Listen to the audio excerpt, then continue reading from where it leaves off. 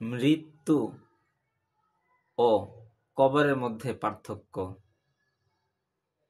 আল্লাহ তাআলা সূরাতুল মুলকের ভিতরে বলেন যে আল্লাযী খলাকাল মাউতা ওয়াল হায়াতা লিয়াবলুয়াকুম আইয়ুকুম আহসানু আমালা।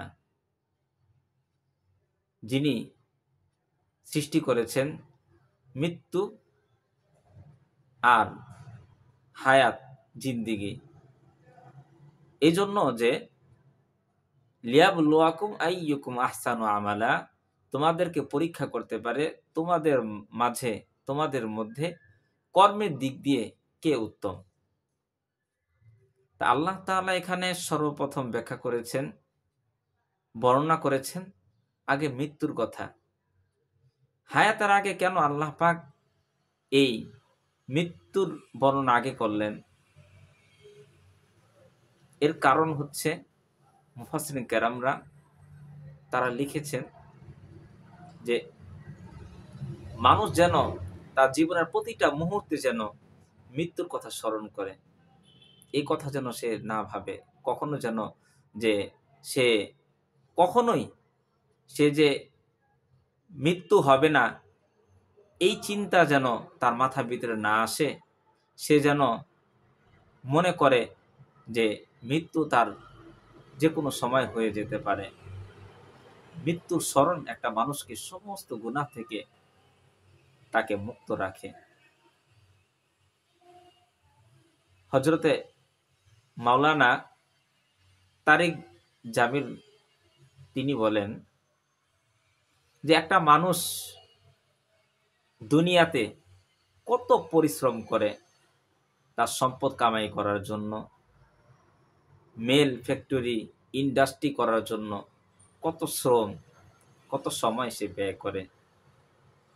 সে শেষ সময়ে গিয়ে তার শরীরটাকে একটু আরাম আয়েশ করার জন্য তিনি নিজেকে এত ব্যবস্থা আয়োজন করেন, এত ব্যবস্থা করেন, কিন্তু তার এই সমস্ত সম্পদ, তার ইন্ডাস্ট্রি, মেল ফ্যাক্টরি, তার ব্যবসা বাণিজ্য সব কিছু ছেড়ে একটা সময় তাকে কবরে চলে যেতে হয়। একটা সময় তার ওই অন্ধকার কবরে তাকে ঠেলে দেয়। তার সব কিছু রেখে তার চলে যেতে হয়। যেখানে সে দুনিয়ায় বসে ভালো ভালো পোশাক পরত, সেখানে তার ওই ভালো ভালো পোশাক ছেড়ে তাকে দুইখানা কাপড়, সাদা কাপড় পরে কাপড়ে প্যাকেট হয়ে তার কবরে যেতে হয়। সবকিছু ছেড়ে তাকে চলে যেতে হয় অন্ধকার কবরে। সবকিছু পৃথিবীতে রয়ে যায়। অন্ধকার কবর এত কঠিন,